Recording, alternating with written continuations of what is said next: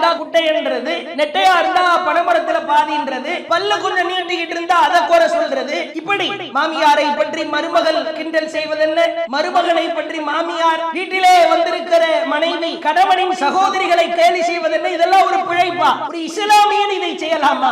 எத்தனையோ ஓனர் கடையில வேலை பார்க்கிற ஒருவரிடத்திலே குறை இருந்தால், தைரியம் இருந்தால், துணிச்சல் இருந்தால் மூஞ்சுக்கு நேரம் சொல்லணும். அவனை பற்றி இன்னொருத்தட்ட கழுவி ஊத்துறேன், ஒரு காசுக்காக மாட்டான். நம்ம கிட்ட இருக்க போய்தான் எதையும் முழப்பு ஓடுது. நன்மைகளை எல்லாம் அழித்து விடும். நீங்க கால் கொடுக்க தொழுக வேண்டும் என்கிற அவசியம் இல்லை, சொத்தை எல்லாம் தர்மம் செய்யணுங்கிற அவசியம் இல்லை. சக முஸ்லிமுக்கு எந்த பாதிப்பும் இல்லாமல் நாவினாலோ கையினாலோ உள்ளத்தினாலோ எவ்வளவு பேர் நடிக்கிறோம் தெரியுமா? ஒரு வருகிற பொழுது சிரிக்கிறோம், வாங்க பாய் நல்லா இருக்கீங்களா, உங்களை எல்லாம் பார்க்காம மனசே அப்படியே வலிக்குது பாய், உள்ளத்துல உதவி வந்துட்டா முசீபத்து, நாளைக்கு வர்ற பிரச்சனை இன்னைக்கு எழுந்துருவான். இது எத்தனை பேர் பின்னால் பேசுகிறோம் தெரியுமா? தொழுகிற தொழுகை, நோக்கிற நோன்பு, கொடுக்கிற தர்மம், இதெல்லாம் பாழாய் போவதற்கு நம்முடைய மலிவாய் கருதப்படுகிற இந்த பாவங்கள் ஆபத்தாய் நிற்கிறது என்பதை நாம் உணர கடமைப்பட்டிருக்கிறோம். கண்ணியம் நிறைந்த எல்லாம் வல்ல ஏக இறைவனின் அடியார்கள, அல்லாஹுவின் மகத்தான கிருபையால் இறைவனால் வழங்கப்பட்டிருக்கிற ஆகச்சிறந்த பேரருட்கொடையாய் திகழ்கிற இஸ்லாமிய மார்க்கத்தில் முஸ்லிம்களாக நாம் எல்லாம் வாழ்ந்து கொண்டிருக்கிறோம். ஒரு முஸ்லிம் என்பவர் தன்னுடைய வாழ்க்கையை அங்குலம் அங்குலமாக அவர் சுய விசாரணை செய்து கொள்ள வேண்டும். அவ்வாறு சுய பரிசோதனை செய்கிற பொழுது அவருடைய வாழ்க்கையில் ஏராளமான மாற்றங்கள் ஏற்படும். இறைவனின் சன்னிதானத்திற்கு முன்னால் அவன் விசாரிக்கப்படுவதற்கு முன்பாக தன்னைத்தானே விசாரித்து கொண்டவர் வெற்றி பெறுவார் என்பது குறித்தான மிக முக்கியமான செய்திகளை நாம் அறிந்து கொண்டிருக்கிறோம். அல்லாஹுவின் தூதர் அவர்களிடம் நபித்தோழர்கள் கேட்டார்கள், அல்லாஹுவின் தூதரே, ஐயுன்னாசி அஃதல், மனிதர்களில் சிறந்தவர்கள் யார்? மனிதர்களில் ஆக கண்ணியத்திற்குரிய சிறந்தவர்கள் யார் என்று கேட்கப்பட்டது. அப்போ அல்லாஹுவின் தூதர் சொன்னார்கள், குல்லு மஹ்மூமில் கல்ப், தூய உள்ளம் கொண்டவரும், சுதூக்கில் லிசான், உண்மை பேசுபவரும் தான் மனிதர்களில் ஆகச் சிறந்தவர்கள். மஹ்மூமில் கல்ப், இது புதிய வார்த்தையாய் தெரிகிறது. நபித்தோழர்கள் கேட்கிறார்கள், காலோ சுதூக்குல் லிசான், உண்மை பேசுபவர்கள் என்றால் யார் என்று தெரியும். நஅரிஃபுஹு, அதை நாங்கள் அறிந்திருக்கிறோம்.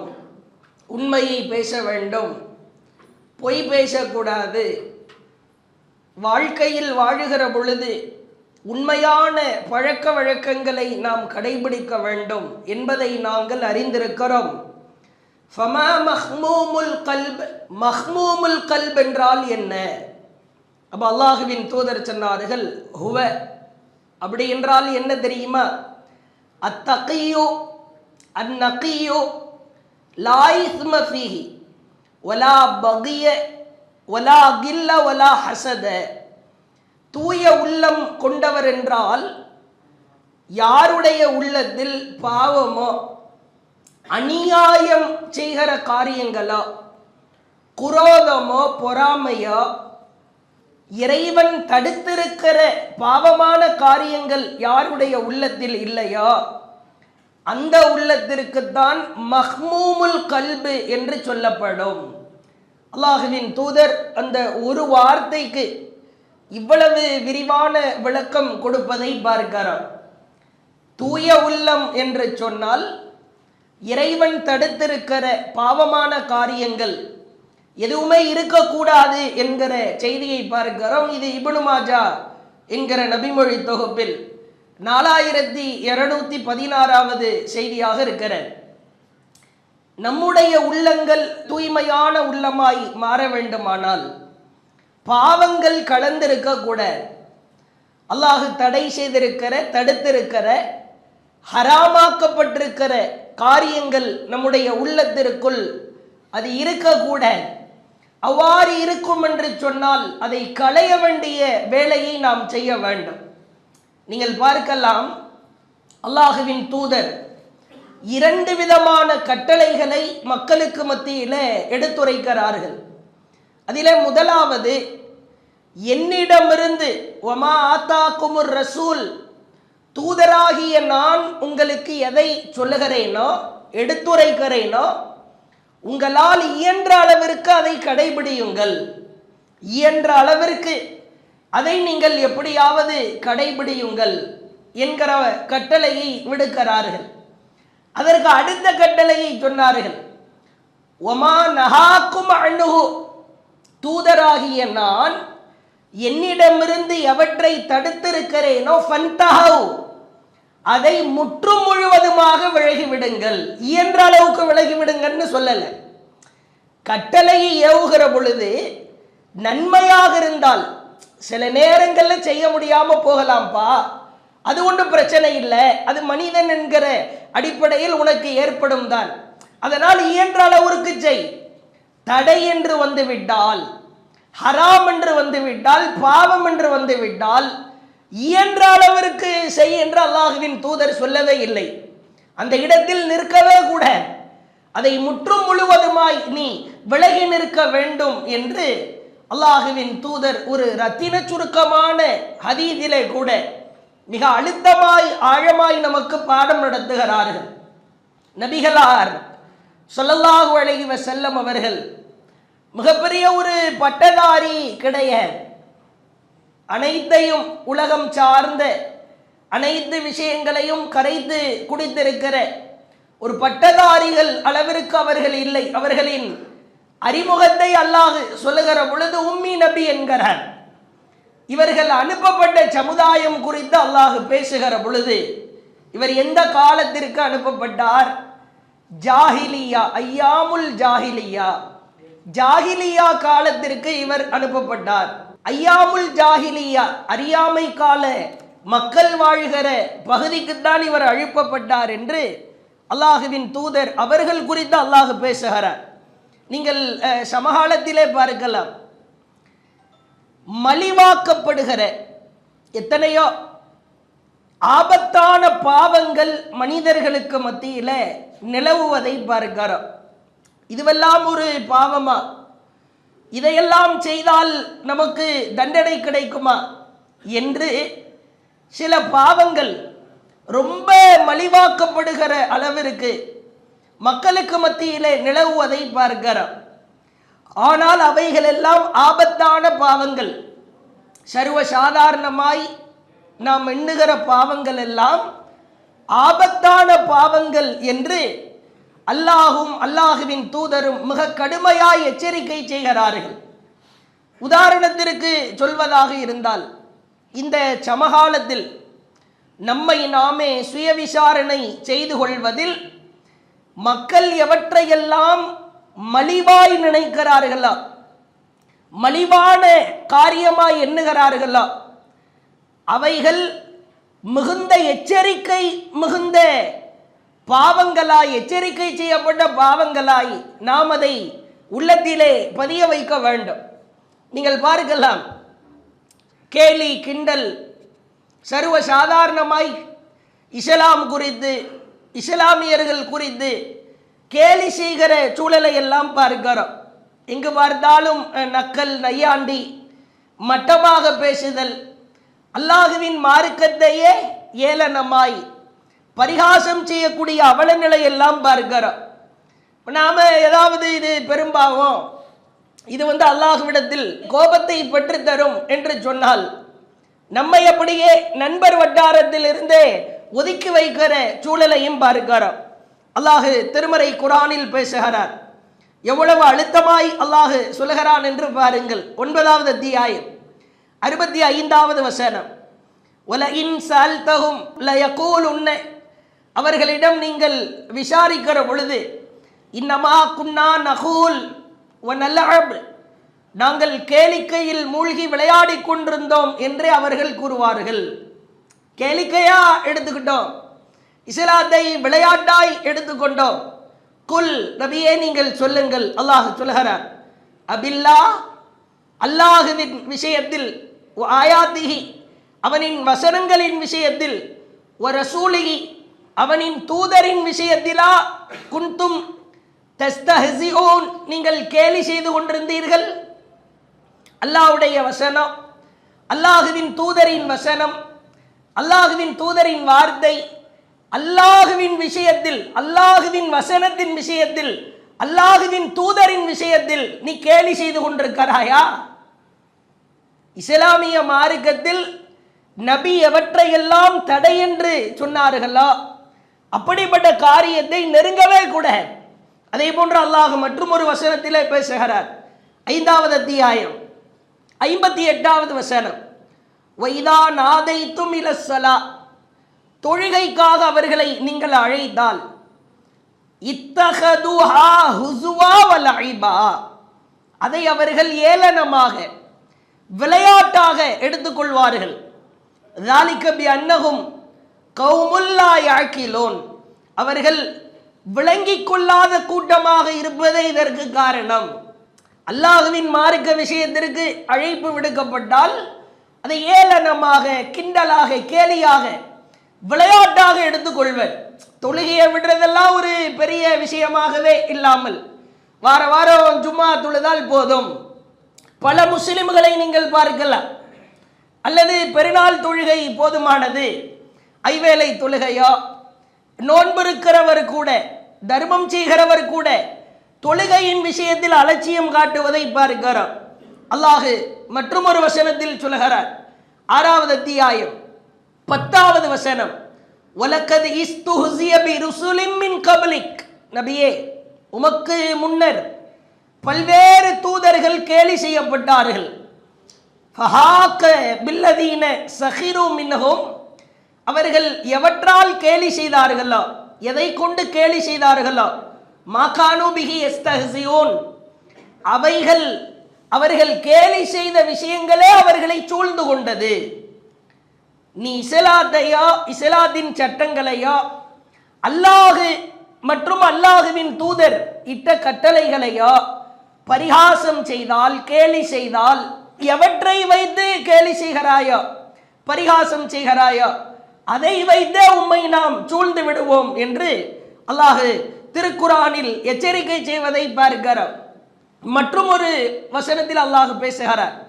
15வது அத்தியாயம் 95வது வசனம், இன்னா கஃபைனாக்கல் முஸ்தஹ்ஸீன் இஸ்லாத்தை, மார்க்க விஷயத்தை கேலி செய்வோர் விஷயத்தில் உமக்கு நாமே போதுமானவர்கள், பயப்படாத.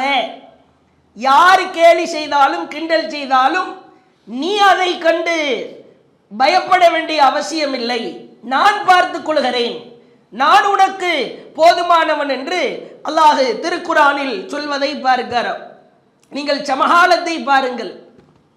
சர்வ சாதாரணமாக புறம் பேசுதல், பொய் பேசுதல், ஒருவனை நக்கல் செய்வது.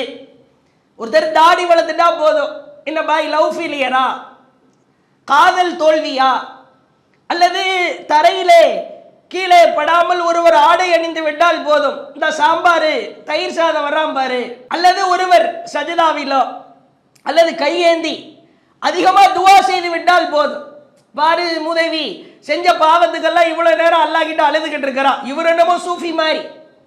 இப்படி மார்க்க விஷயத்தில் எதை எடுத்துக்கொண்டாலும் தவாப் செய்து கொண்டிருப்பார்கள். ஒரு 2 நண்பர்கள் உம்ரா போயிருப்பாங்க, தவாப் செய்து கொண்டிருப்பார்கள். பல நபர்களிடத்தில் இந்த குறையை பார்க்கிறோம். கேட்பாரு, என்ன பாய் உங்க ஃப்ரெண்ட் அப்துல்லா வரலையா?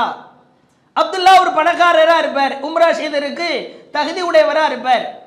அவன் எங்க தவாப் செய்து கொண்டிருக்கிற பொழுது அவன் அவனுக்கு வியாபாரம் பார்க்கறதுக்கே நேரம் சரியா இருக்கும், உம்ராவுக்கு கூப்பிட்ட வரமாட்டேன்ட்டான். எதுக்கு இந்த பணத்தை சம்பாதிச்சு என்ன பண்ண போறான்? அவன் எங்க தவாப் செய்து கொண்டிருக்கிற பொழுது எல்லா தவாஃபும் அப்துல்லாவுக்கு தான் போகும், இவனுக்கு வர.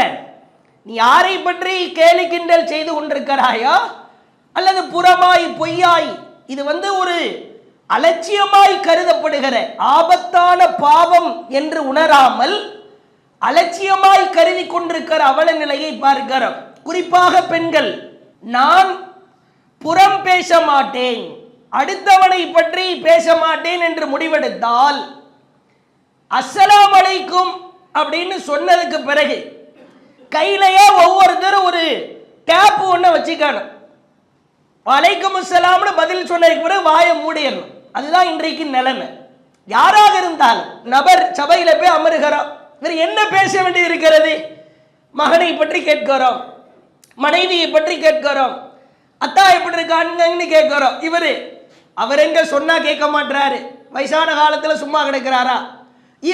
ஆமாங்க, இந்த வயசாயிட்டாலே அப்படித்தான், மூளை வேலை செய்ய. இப்படி ஒவ்வொன்றாக ஒரு குடும்பத்தை பற்றி நலம் விசாரிப்பதாக இருந்தாலும் கூட புறம் பேச மாட்டேன், அடுத்தவனை பற்றி பேச மாட்டேன் என்று முடிவெடுத்தால் சலாத்திற்கு பிறகு வாயே திறக்க கூட நிலவரம் அப்படித்தான்.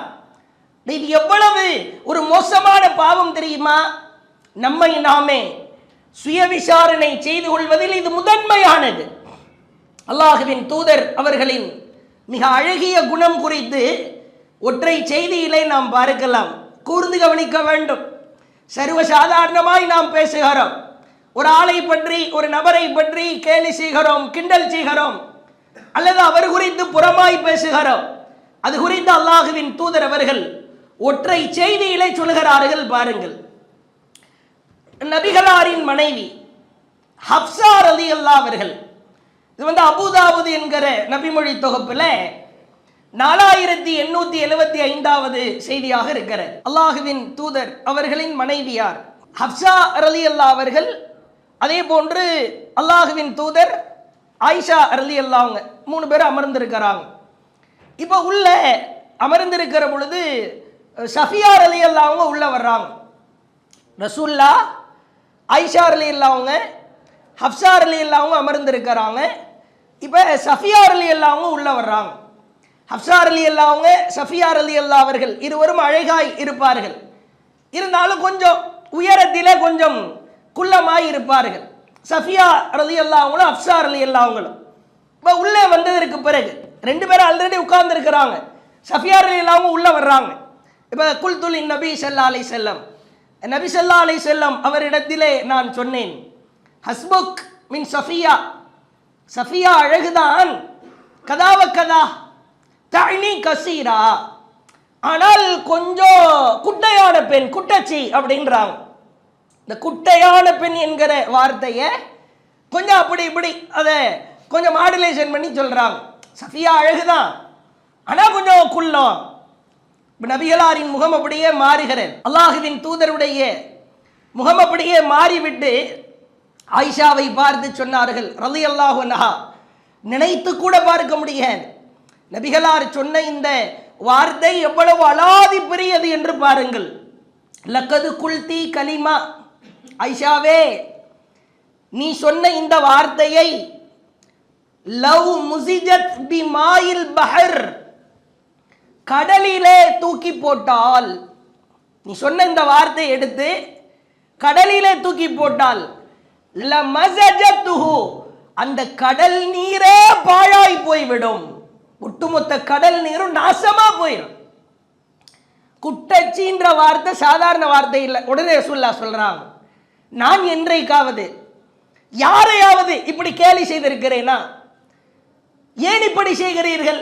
என் வாழ்க்கையில என்னோடு இருக்கிறாய், என் கூட இருக்கிறாய், நான் யாரையாவது கேலி கிண்டல் பண்ணி பார்த்திருக்கிறியா? யாரை பற்றியாவது பின்னாடி நான் பேசியிருக்கிறேனா?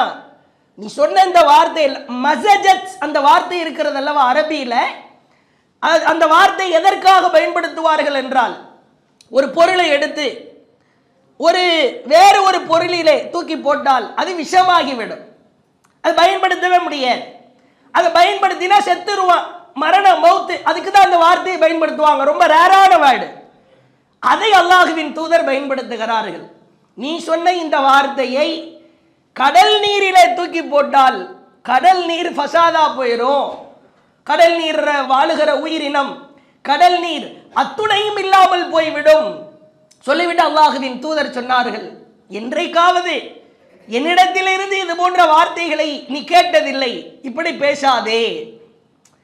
விளையாட்டா சக மனைவி நக்கல் நையாண்டியா கூட பேசியிருக்கலாம். நம்மெல்லாம் எவ்வளோ விஷயங்கள் பேசுகிறோம், நீங்கள்லாம் பார்க்கலாம். எத்தனையோ குடும்பங்களை பற்றி நாம் பேசுகிறோம். மனைவிட்ட சும்மா நக்கலாக தான் பேசுவோம், ஆனால் மனம் பாதிச்சிருவாங்க. ஒரு மனைவி குடும்பத்தை பற்றி, அவங்க அத்தாலாம் அவர் கையேந்திர லெவலில் இருந்தார், உன்னைய நான் கல்யாணம் பண்ண போய் தான் அவரே வளர்ந்துருக்கிறாரு, என்ன மாதிரிலாம் ஒரு மாப்பிள்ளை உனக்கு ஊரில் கோடியில் ஒருத்தனா கூட கிடைக்க முடியாது, அவ்வளோ பெரிய ஆள்னா. இப்படி கேலி கிண்டல். என்னைய கல்யாணம் பண்ணனா உன லெவலை அவ்வளோதான், உன் நிலைமை அவ்வளவுதான், நான் கிடைக்க போய் இப்படி நீ நல்ல நிலையில் இருக்கிறாய், சர்வசாதாரணமாய் பேசுவதை பார்க்கிறோம். என்ன மாதிரி ஒரு மாப்பிள்ளை கிடைக்குமா, என்ன மாதிரி ஒரு குணம் கிடைக்குமா, இவரை வர பெருமையில் பீற்றிக் கொள்வார். இந்த வார்த்தைகளை எல்லாம் அல்லாஹ்வின் தூதர் விரும்பவே இல்லை என்கிற செய்தியை பார்க்கிறோம். நபிகளார் எவ்வளவு உச்சத்தில் இருந்தார் என்பதற்கு சான்று சஹீஹ் புகாரியில 6780வது செய்தி. இந்த அலட்சியமா மலிவா நாம எதெல்லாம் கருதுறோமோ அதை ரசூல்லா ரொம்ப கேர்ஃபுல்லா இருந்திருக்கிறாங்க, ரொம்ப கவனமா இருந்திருக்கிறாங்க. அல்லாஹ்வுடைய தூதர் காலத்துல அப்துல்லா என்ற ஒரு மனிதர் இருந்தார். அவருக்கு புனை பெயர் ஒன்று உண்டு, ஹிமார், கழுதை. ஹிமார்னா கழுதை என்று பொருள். அவரை சும்மா செல்லமா கழுதைன்னு கூப்பிடுவாங்க. இது ஒரு புனை பெயராகவே இருந்திருக்கிறேன். இவருடைய வேலை என்னன்னா, ரசூல்லாவுடைய சபைக்கு நல்ல விஷயங்களை சொல்லி நபிகளாரை சிரிக்க வைப்பார். ஆனால் இவரிடத்தில் ஒரு பெரும் குறை ஒன்று இருந்தது, அதிகமாக மது குடிப்பவராய் இருந்தார். சாராயம் குடிச்சிருவார், மது குடிச்சிருவார். இப்ப ரசூல்லாவுடைய சபைக்கு வருவார். அல்லாஹ்வுடைய தூதர் அவரை ஹத் அடிக்க சொல்லுவாங்க, அந்த தண்டனையை கொடுக்க சொல்லுவாங்க. இவர் எடுத்து அடிங்க, இவர் எப்படி மது குடிக்கலாம் அப்படின்னு இந்த மாதிரி 2-3 தடவை ஹத்து வாங்கப்பட்டவர், அடி வாங்கப்பட்டவர்.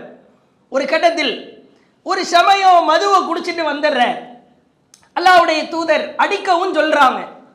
பிறகு கூட்டத்தில் இருந்த ஒரு நபித்தோழர் அப்துல்லா, அந்த மது அருந்திய அந்த ஹிமார் என்கிற புனை பெயரால் அழைக்கப்படுகிற அவரை பார்த்து சொல்கிறார், அல்லாஹும்ம, இறைவா, அல்லஅனுஹு மா அக்ஸரமா யூதா பிஹி, இறைவா இவரை சபிப்பாயாக. எத்தனை முறை தான் இவரை அடிக்கிறது, எவ்வளவு தடவை தான் குடிப்பாரு, எவ்வளவு தடவை தான் அடிக்கிறது, இறைவா இவரை சும்மா விட்டுறாத, சபிச்சிரு இறைவா அப்படின்னு சொன்ன உடனே அல்லாஹ்வின் தூதர் பாருங்கள், ஃபகால நபி ஸல்லல்லாஹு அலைஹி வஸல்லம் லா தல்அனுஹு, இவரை சபிக்காதீர்கள். ஏன் தெரியுமா? ஃபவல்லாஹி, அல்லாஹ்வின் மீது சத்தியமிட்டு சொல்கிறேன், மா அலிம்து, நான் அறிகிறேன், அன்னஹு யுஹிப்புல்லாஹ வ ரசூலஹு, இவர் அல்லாஹ்வையும் அல்லாஹ்வின் தூதரையும் விரும்புவதாய் நாம் அறிகிறோம். தண்ணி அடிக்கிறாரு தான், மது குடிக்கிறாரு தான், அதனால எப்ப சபிக்கிற? யார? ஒரு சாராய மது அருந்துபவர் நிற்கிற பொழுது, அவரை அடிக்க நினைக்கிற பொழுதும் கூட எதுக்கு சபிக்கிற? சாபத்திற்குரிய வார்த்தை உனக்கு வேணுமா? நம்மளாம் என்ன பண்ணுவோம்? அவ்வளவுதான், சும்மா வர்றவனையே விட மாட்டோம். ஏதாவது நம்ம கிட்ட வம்பளுத்தா, சும்மா ஏதாவது லேசா நோண்டி இருந்தாலே அவ்வளவுதான். அவரை எப்படியெல்லாம் வச்சு செய்ய முடியுமோ, எப்படியெல்லாம் அவனை பாடாப்படுத்தி பஞ்சராக்க முடியுமோ விட மாட்டோம். ஒரு மது அருந்தியவர் கூட அல்லாஹ்வின் தூதர் சபையில் ஹத்து வாங்கப்பட்டவர், தண்டனை வாங்கப்பட்டவர் கூட சபிக்கிற பொழுது, கூட்டத்தில் இருந்து நபித்தோழர்கள் ஒருவர் சபிக்கிற பொழுது அதை கூட அல்லாஹ்வின் தூதர் தடுத்திருக்கிறார்கள் என்று சொன்னால், நபிகளாரின் குணம் அவ்வளவு மேன்மையானது. இதை நீங்கள் ஆழமாய் பதிய வைக்க வேண்டும். யாரை பற்றியும் புறமோ அவதூறோ கேலி செய்வதோ கிண்டல் செய்வதோ செய்யவே கூட அல்லாஹ் திருமறை குர்ஆனில் மிக கடுமையாய் எச்சரிக்கிறார். 49வது அத்தியாயம் 12வது வசனத்திலே பார்க்கிறோம். 11-12 அல்லாஹ் சொல்கிறார், யா அய்யுஹல்லதீன ஆமனூ, ஈமான் கொண்டவர்களே, லா யஸ்ஹர் கௌம் மின் கௌம், ஒரு சமுதாயம் மற்றொரு சமுதாயத்தை கேலி செய்ய வேண்டாம். அஸா யகூனு கைரம் மின்ஹும், உங்களை விட அவர்கள் சிறந்தவர்களாய் இருக்கலாம். வலா நிசா, ஒரு பெண் மின் நிசா, மற்றொரு பெண்ணை கேலி செய்ய வேண்டாம். அசா ஐயகுன்ன கைரம் மின்ஹுன்ன, இவரை விட அவர் சிறந்தவராயிருக்கலாம். ஒலா தல்மிசு அன்ஃபுசகும், உங்களுக்கு மத்தியிலே ஒருவரை ஒருவர் குறை கூறிக்கொள்ளாதீர்கள். ஒலா தனாபசு, பட்ட பெயரால் அழைக்காதீர்கள். பில் அல்காப், பட்ட பெயரை வச்சு அழைக்கிறது அசுத்தம், அருவருப்பு. பிஸல் இஸ்மில் ஃபுசூக் பஅதல் ஈமான், ஈமான் வந்ததற்கு பிறகு தீய பெயர்களை நீங்கள் சூட்டி அழைப்பது மிக கேவலமானது. அல்லாஹ் சொல்கிறான், சொல்லிவிட்டு அல்லாஹ் சொல்கிறான், வமல்லம் யதுப் ஃபஉலாயிக ஹுமுத் தாலிமூன், எவர்கள் பாவ மன்னிப்பு தேடி திருந்தவில்லையா அவர்கள் பாவிகள். குட்டையா இருந்தா குட்டை என்றது, நெட்டையா இருந்தா பனைமரத்தில் பாதின்றது, வெள்ளையா இருந்தா அதுக்கு ஏதாவது பேர் சூட்டுவது, பல்ல கொஞ்சம் நீட்டிக்கிட்டு இருந்தா அதை குறை சொல்றது. இப்படி மாமியாரை பற்றி மருமகள் கிண்டல் செய்வதென்ன, மருமகனை பற்றி மாமியார், வீட்டிலே வந்திருக்கிற மனைவி கணவனின் சகோதரிகளை கேலி செய்வதென்ன, இதெல்லாம் ஒரு பிழைப்பா? ஒரு இஸ்லாமியன் இதை செய்யலாமா? ஒரு மார்க்கம் தெரியாத யாரேனும் செய்யலாம்? எத்தனையோ ஓனர், உரிமையாளர், கடை உரிமையாளர், கடையில வேலை பார்க்கிற ஒருவரிடத்திலே குறை இருந்தால், தைரியம் இருந்தா, துணிச்சல் இருந்தா மூஞ்சுக்கு நேரம் சொல்லணும். அவனை பற்றி இன்னொருத்தட்ட கழுவி ஊத்துறேன். இவன் கிறுக்க, ஒரு காசுக்கு ஆக மாட்டான், கிறுக்கன்லேயே கொஞ்சம் தெளிவான கிறுக்க, நம்ம கிட்ட இருக்க போய்தான் எதை இவன் பொழப்பு ஓடுது. இதுவெல்லாம் நமக்கு நம் நன்மைகளை எல்லாம் அழித்து விடும். உங்களுக்கு யார் மீதாவது குறை இருக்கிறதா? அவர்கள் சம்பந்தப்பட்ட விஷயத்தில் ஏதேனும் ஒரு பாதிப்பு இருந்தால் நேரடியாக போய் சொல்ல வேண்டும். அழகான ஒரு சம்பவத்தை பார்க்கலாம். அல்லாஹுவின் தூதர் அவர்களுக்கு அல்லாஹ் அறிவித்து கொடுக்கிற மிக அழகான சம்பவத்தை பார்க்கலாம். முஸ்னத் அஹ்மதுல 12236வது செய்தியாக பதிவு செய்யப்பட்டிருக்கிறது. நபிகளார் ஒரு சபையில் அமர்ந்திருக்கிறார்கள், அதே போன்று நபி தோழர்களும் அமர்ந்திருக்கிறார்கள். அப்ப ஒரு வழி பாதை ஒன்று இருக்கிறது. அல்லாஹ்வுடைய தூதர் சொல்றாங்க, அல்லாஹ் வஹியால் அறிவித்து கொடுத்த பாடம். அல்லாஹ்வுடைய தூதர் சொல்றாங்க, இப்பொழுது ஒருவர் வருவார், சொர்க்கவாசியில ஒருத்தரை பார்க்கிறதா இருந்தா அவரை பார்த்துக்கோங்க. எல்லாருடைய போக்கஸும் திரும்பிடுது, கேமரா முழுசா ஃபுல்லா அந்த ரூட் பாதைக்கு திரும்பி விடுகிறது. எதிர்பார்த்து காத்து கொண்டிருக்கிறார்கள். வருகிறார். எப்படி வர்றாரு? ஒளி செய்தவாறு, தாடியிலிருந்து தண்ணீர் சொட்டியவாறு, செருப்பை கையில் எடுத்துட்டு வர்றார். எப்படி வருவாருன்னு பாருங்க. செருப்பை காலில் போட்டு வராம செருப்பை கையில் எடுத்தவாறு தாடியில தண்ணீர் சொட்டியவாறு வருகிறார். முதல் நாள் முடியுது. ரெண்டாவது நாள் ஒரு மசூரா நடக்குது. அதே மாதிரி அல்லாஹ்வுடைய தூதர் சொல்றாங்க, சொர்க்கவாசியில ஒருத்தரை பார்க்கிறதா இருந்தா யத்துலு அலைக்குமுல் ஆன் ரஜுலும் மின் அஹ்லில் ஜன்னா, சொர்க்கவாசிகளில் ஒருவர் இப்பொழுது வருவார், பார்ப்பதாக இருந்தால் அவரை பார்த்து கொள்ளுங்கள் அப்படின்றாங்க. ரெண்டாவது நாள் அதே மாதிரி தாடியில தண்ணீர் சொட்டியவாறு செருப்புகளை போட்டவாறு வருகிறார். திரும்ப மூணாவது நாள் அதே மாதிரி அல்லாஹ்வுடைய தூதர் சொல்றாங்க, யத்துலு அலைக்குமுல் ஆன், இப்பொழுது உங்களிடத்தில் ஒருவர் தோன்றுவார், ரஜுலும் மின் அஹ்லில் ஜன்னா, அவர் சொர்க்கவாசிகளில் இருந்தும் உள்ள ஒருவர், தாடியில தண்ணீர் சொட்டியவாறு செருப்புகளை கையில பிடித்தவாறு வருகிறார். செருப்பு தொங்க போட்டு வர்ற அப்துல்லாஹ் இப்னு அம்ர் இப்னு ஆஸ் அவர்கள், அப்படி என்ன ஸ்பெஷலா இவரிடத்தில் இருக்கிறது?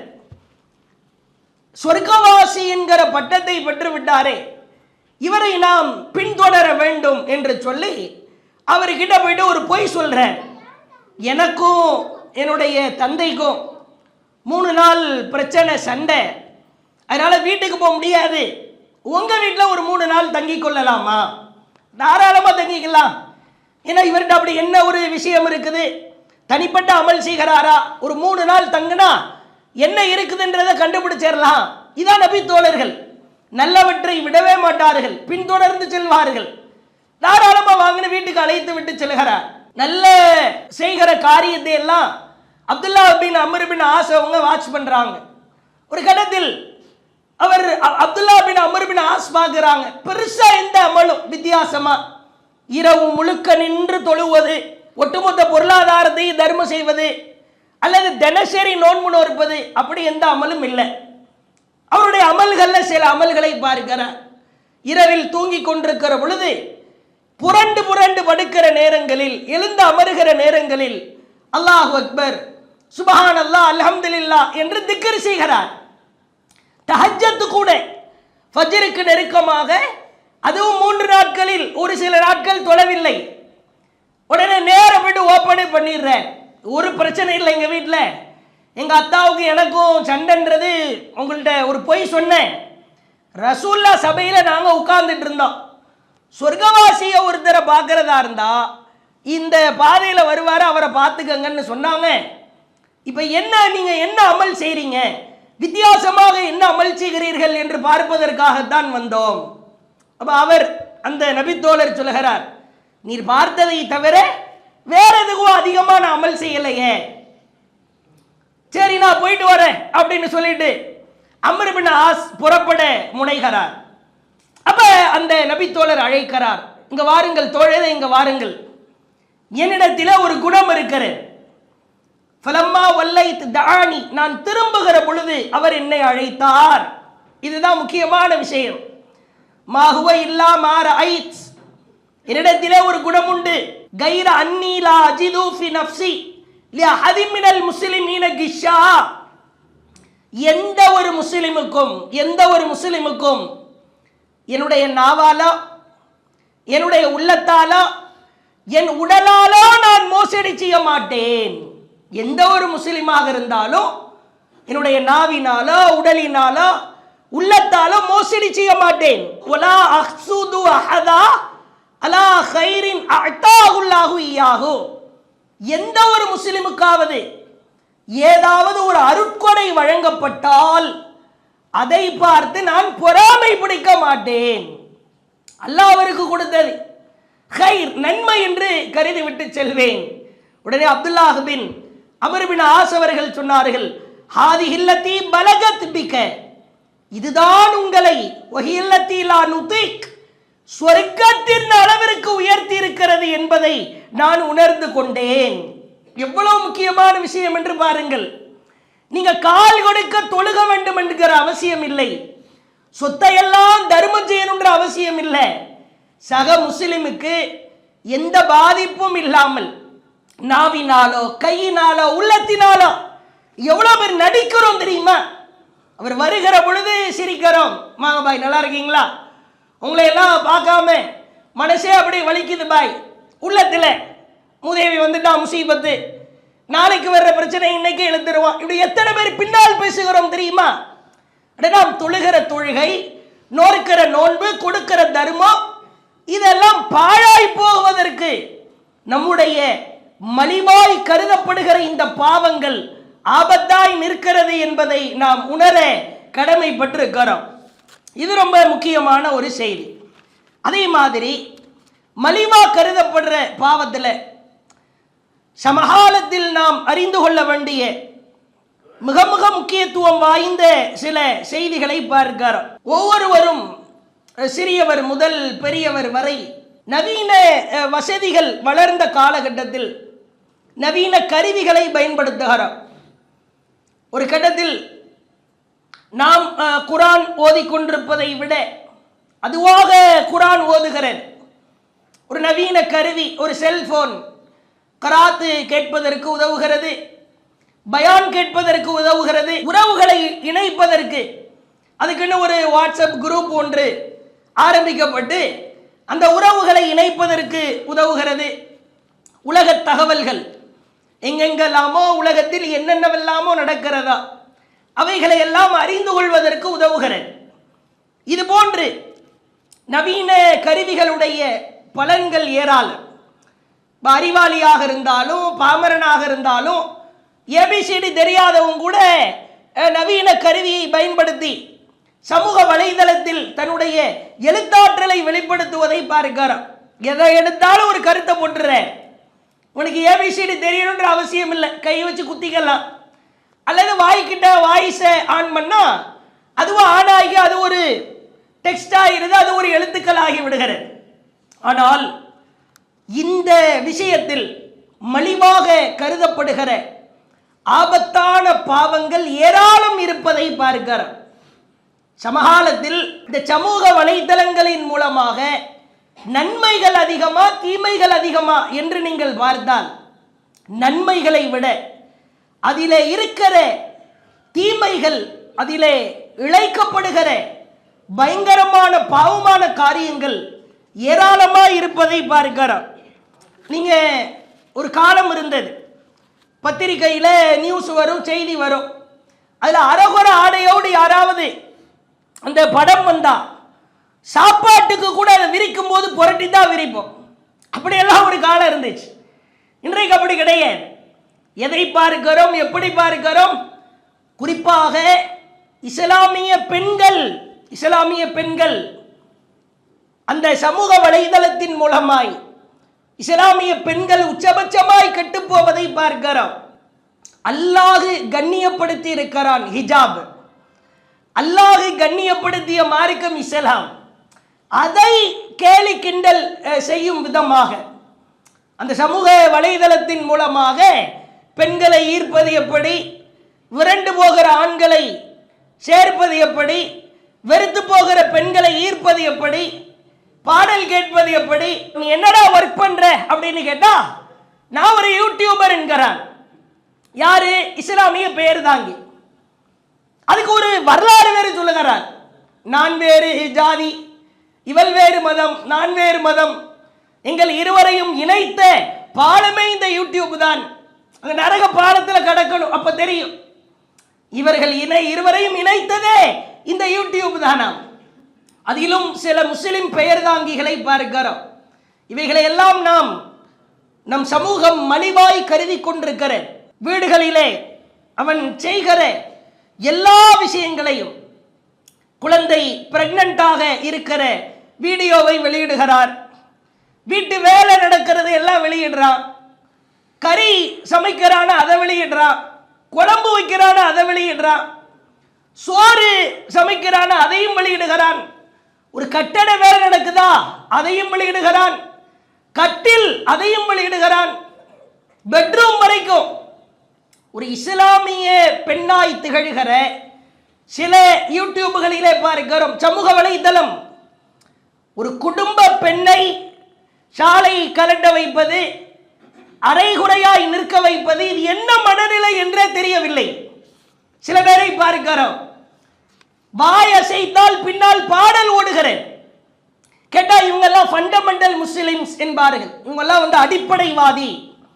சில இஸ்லாமிய பெண்கள் ஹிஜாபோடு வாயசைப்பார்கள். அங்கே ஒரு சினிமா கேடுகட்ட பாடலின் வசனங்கள் ஓடும், அல்லது ஒரு சினிமா டயலாக் ஓடும். இங்க ஹிஜாப் விளக்கு மாத்துக்கு எதுக்கு பட்டு கொஞ்சம் ஒரு பழமொழியில. மார்க்கத்தை நீ ஓரமாய் வைத்து விட்டு நீ என்ன வேண்டுமானாலும் செய்யலாம். நம்ம ஹிஜாப் சம்பந்தமாய் பேசுகிற பொழுது இஸ்லாத்தை எதிர்க்கக்கூடிய சில கேடுகட்ட கயவர்கள் உள்ள வந்துடுறாங்க. நீ ஆடுமா, நீ பாடுமா, நம்ம பார்த்துக்கலாம். இவங்களாம் பெண்ணடிமைத்தனம். ஒரு முஸ்லிம் என்பவன் அல்லாஹ்வின் கண்ணிய சின்னமாய் திகழ்கிற ஒரு ஹிஜாபை கேவலப்படுத்தலாமா, அவமானப்படுத்தலாமா? நம்ம வீடுகளில் நீங்க பாருங்க, குடும்பத்தில் கணவன் மனைவி யாரை பின்பற்ற வேண்டும்? நபிகளாரை பின்பற்ற வேண்டும். அதுதானே வழக்கம். அல்லாஹ்வின் தூதர் எப்படி வாழ்ந்தார்கள், எப்படி குடும்பம் நடத்தினாங்க. இங்க வீட்டில இருந்து வாட்ஸ்அப்பை திறந்தா மனைவி போன்ல இருந்து ரீல்ஸ் வரும். இந்த வீடியோவை பார்த்தாவது திருந்துங்க. எந்த வீடியோவை பார்த்து? எவனோ ஒருவன் கணவனும் மனைவியும் சேர்ந்து ஏதோ பாத்திரம் கழுவுற வீடியோ, அல்லது ரெண்டு பேரும் சேர்ந்து அந்நுண்ணியமா இருக்கிற வீடியோ. திருந்துவதற்கு இது வீடியோவா? இதுவெல்லாம் மலிவாய் கருதி கொண்டிருக்கிற ஆபத்தான பாவங்களாய் இருப்பதை பார்க்கிறோம். அதே போன்று நீங்கள் பார்க்கலாம், எத்தனையோ பேர் முகநூல்களின் மூலமாய் தங்களின் முகவரியையே, தங்களுடைய மானத்தையே இழந்து விடுகிற அவல நிலை. அல்லாஹ் திருக்குர்ஆனில் நபிமார்களின் மனைவியரை பார்த்து பேசுகிறார். லஸ்துன்னக அஹதிம் மினன் நிசா, நீங்கள் மற்ற பெண்களை போன்றவர் அல்ல. யாரை பார்த்து? நபிமார்களின் மனைவியரை பார்த்து பேசுகிறார்.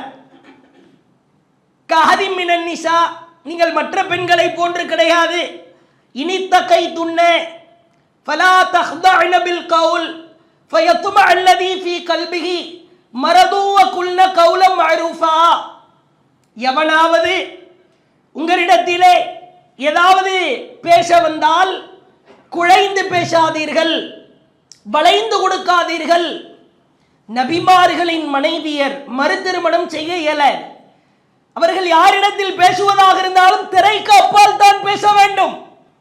அவர்களை பார்த்தே அல்லாஹ் சொல்கிறான், நீங்க சாதாரண பெண்ணு மாதிரி கிடையாது, குழைஞ்சு பேசக்கூடாது, வளைஞ்சு பேசக்கூடாது. திரைக்கு அப்பால் இருந்து பேசுபவர்களுக்கு அல்லாஹ் மற்றும் ஒரு இடத்திலே சொல்லுகிற பொழுது 2 மடங்கு வேதனை என்கிறார். ஆனால் சமகாலத்தில் இந்த மலிவாக்கப்படுகிற சமூக வலைத்தளங்கள் என்பது படுமோசமாய் போய்கொண்டிருப்பதை பார்க்கிறோம். அதில் பள்ளியில் படிக்கிறவங்க, கல்லூரியில் படிக்கிறவங்க, இவர்களெல்லாம் சேர்ந்து அதற்கென்று ஒரு குரூப்பை ஆரம்பித்து லைவாக இதெல்லாம் சொன்னா சில பேர், நீங்க என்ன இவ்வளவு கடுமையா இஸ்லாத்தை கடைபிடிக்கணுமா? ஆமாம், உதுகுலு ஃபிஸ்ஸில்மி காஃபா, இஸ்லாத்துக்கு வந்தா முழுசா வந்துரு. தலையை நுழைய வச்சுட்டு உடம்ப வெளியே நீட்டுறது, இந்த பேச்சுக்கே இடம் இல்லை. சில பேரை பார்க்கிறோம், சுப்ஹானல்லாஹ், இஸ்லாமிய பெண்கள் ஹிஜாப் அணிந்து முகத்தை மட்டும் அந்த இடத்துல மட்டும் ஒரு ஸ்மைலி வைத்துக் கொள்வர். லைக், உனக்கு எத்தனை லைக்கு, உனக்கு எத்தனை ஷேர். சில பேர் லைக்கு பிச்சை எடுப்பதை பார்க்கிறோம். எனக்கெல்லாம் நீங்க லைக் போடுவீங்களா? எனக்கெல்லாம், என் டான்ஸுக்கெல்லாம், உனக்கு மட்டும் எப்படி 5000 பேர் லைக்கு? அப்படித்தான். கொஞ்சம் நீ முகத்தெல்லாம் கொஞ்சம் திறந்து காட்டணும். அட, என்னுடைய ஆடை எப்படி இருக்கிறது, என் முகம் எப்படி இருக்கிறது என்று வெளிப்படையாய் ஒரு பெண் வாய் திறந்து கேட்கிறாள் என்று சொன்னால், இதைவிட ஒரு மோசமான இது என்ன மனநிலை என்றே புரிந்து கொள்ள முடியவில்லை. அல்லாஹ் காப்பாற்ற வேண்டும். வெளியே நடக்கிற பொழுது ரோட்டிலே குனிந்த தலை நிமிராமல் சில பேர் மார்க்கோ அனுமதிக்காத முகத்தை எல்லாம் மூடிட்டு போவதை பார்க்கிறோம். ஆனால் வீட்டிலே மறைவாக இருக்கிற பொழுது சமூக வலைதளத்திலே ஆடுவதென்ன, பாடுவதென்ன? அல்லாஹ்வின் தூதர் சொன்னார்கள், இசை, இது போன்ற அந்த கலாச்சாரங்கள் குறித்து அல்லாஹ்வின் தூதர் சொன்னார்கள், யாருடைய உள்ளம், யாருடைய வயிறு கவிதையால் நிரம்பி இருப்பதை விட, ஒரு காயம் ஏற்பட்டால் அந்த காயத்திலே தண்ணீர் பட்டு சீலும் சலமும் வடியும் தானே, அந்த சீலையும் சலத்தையும் உன் உள்ளத்திலே நிரப்பிக் கொள்வது சிறந்தது. ஒரு டம்ளர் சீல் கொடு அப்படின்னு குடிப்பியா? ஒரு பாட்டில்ல சலத்தை கொடுங்க, குடிக்கிறேன். இருக்குதா உங்கள்ட்ட சலம் இருக்குதா? நீ உன் உள்ளத்தை கவிதையால், பாடலால், இசையால் நிரப்புவதை விட சீல் சலத்தை கொண்டு நிரப்புவது மேலானது. இதற்கெல்லாம் தீர்வு என்ன தெரியுமா? இறைவன் எப்படி வாழச் சொல்கிறானோ அந்த வாழ்கிற முறையில் இறை வார்த்தையை, இறை தூதரின் வார்த்தையை உள்ளத்தில் ஆழமாய் பதிய வைக்க வேண்டும். ஒரு அழகான சம்பவத்தோடு இன்றைய உரையை நிறைவு செய்கிறோம். அல்லாஹ்வின் தூதர் அவர்கள் காலத்தில் ஒரு இளைஞர் தன்னுடைய ஆசைகளை எல்லாம் தூக்கி வீசுகிறார். மர்சத் ரலியல்லாஹு அவர்கள், மர்சத், இவர் மக்காவில் இருந்து இஸ்லாத்தை ஏற்றுக்கொண்டு மதீனாவிற்கு வருகிறார். மக்காவில் இருக்கிற பொழுது இவருக்கு அனாக் என்கிற ஒரு காதலி உண்டு, லவ்வர். மக்காவில் இருக்கிற பொழுது அனாக் அப்படின்ற ஒரு பெண்ணை அதிகமாக விரும்புகிறாங்க. ஆனால் மதீனாவிற்கு வந்து விட்டார். ரசூல்லா ஒரு வேலை விஷயமா திரும்ப மக்காவுக்கு அனுப்புகிறாங்க. மக்காவில் சில முஸ்லிம் கைதிகள் பிடிபட்டிருக்கிறார்கள், அவங்கள போய் மீட்டு கொண்டு வாங்க, சங்கிலிகளால் பிடிபட்டிருக்கிறாங்க. நேரம் மறுசது வர்றாங்க, அந்த கைதியை பார்க்குறாங்க, சங்கிலியால் பிணைக்கப்பட்டிருக்கிறது. அந்த கைதி அப்படியே எடுத்து அவரை கொண்டு போலான்னு நினைக்கிற பொழுது எந்த மூதேவியை பார்க்கக்கூடாதுன்னு நினைச்சாரோ அது முன்னாடி வந்துருச்சு. அல்லாஹ் சோதிக்கிறான். அனாக்கு வந்து விட்டான். கேட்கிறாள், மர்சத், மர்சது தானே? அவர் கேட்கிறார், ஆமாம் மர்சது தான். உடனே அந்த அனாக்கு சொல்லுகிறார், மர்ஹபா, வரவு நல்வரவாகட்டும், ரொம்ப அழகாய் நீ வந்திருக்கிறாய். அடுத்து சொல்லுகிறார் லஹு மர்சதிடத்தில் சொல்லுகிறார், லைலா, இன்று இரவு மட்டும் என்னிடத்திலே தங்கிவிட்டு போயேன். வஹலன் ஹலும், ரொம்ப சந்தோஷமா இருக்குது நீ வந்தது. ஃபபித் இந்தனல் லைலா, இரவு மட்டும் தங்கிட்டு போயிரு. அவர் சொல்லுகிறார், எப்படிப்பட்ட உள்ளத்திலே பதிய வைக்கப்பட்ட இஸ்லாமிய மார்க்கத்தை நேசிக்கிறார் என்று பாருங்கள். அவர் சொன்ன வார்த்தை, அனாக், அனாக்கே, ஹர்ரமல்லாஹு ஸினா, விபச்சாரத்தை அல்லாஹ் ஹராமாக்கி விட்டான். எங்க கூப்பிடுற? லவர் தான், காதலித்தாய், திடீர்னு போயிட்ட, பார்த்த உடனே உன் மேல ஆசை பொங்குது. அப்படியே கொஞ்ச நாளில், சிறிது நாளில் ஏற்பட்ட மாற்றத்தை பாருங்கள். உடனே எதிரிதான அனாக்கு சும்மா இல்லாம, கூடாரவாசிகளை எல்லாரும் வாங்க, உங்க கைதியை திருடிட்டு போறதுக்கு ஒரு ஆள் வந்திருக்கிறான்னு கத்த ஆரம்பித்து விட்டான். உன்ன அங்க இருக்கிற எதிரிகள் எல்லாம் வந்து இவரை ஓட ஓட துரத்துகிறார்கள். ஒரு கட்டத்தில் ரசூலுல்லாஹ் சொன்ன வேலையை முடிக்கணும். அந்த கைதியை, அந்த முஸ்லிம் கைதியை தன் தோளிலே சுமந்தவாறு ஓடுகிறார். வெயிட்டு தாங்க முடியல, கைதி கையில சங்கிலி. உடனே ஒரு ஓரமாய் ஒரு குகைக்கு கீழே ஒளிந்து கொள்கிறார். மரிசத் அவங்க சொல்றாங்க, நானும் அந்த கைதியும் மெதுவாய் ஒளிந்து கொண்டிருந்தோம். எதிரிகள் வந்தார்கள், தேடி தேடி பார்த்தார்கள், நாங்கள் கீழே தான் இருந்தோம். உடனே எதிரியில ஒரு எதிரி என்ன பண்ணா, அவன் சிறுநீர் கழிக்க ஆரம்பித்தான். இவ்வளவு விளக்கிறாரு பாருங்க. அவன் கழித்த சிறுநீரின் சாரல் என் மீது தெளித்தது. நாங்க கீழே உட்கார்ந்துட்டு இருந்தோம், அவ்வளவு நெருக்கமாக இருந்தோம். அவன் போய்விட்டான்.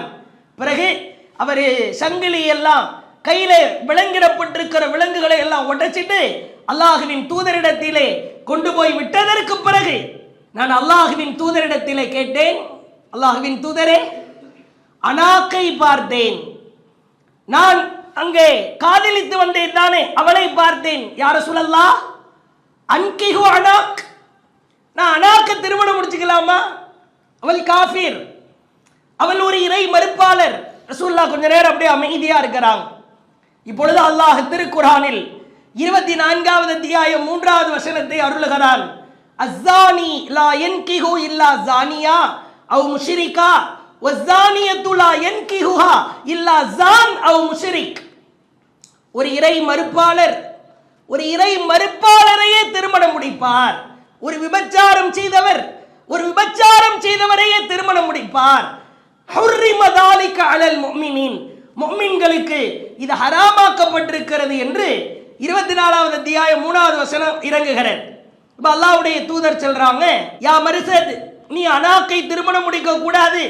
வல்லாஹி அல்லாஹ்வின் தூதரே, நான் அவளை திருமணம் முடிக்க மாட்டேன். வாய்ப்பு கிடைக்கும் போது சொல்லிவிடுவேன். ஒரு நாள் வாய்ப்பு கிடைக்கிறது, மீண்டும் அனாக்கை பார்க்கிறாள்.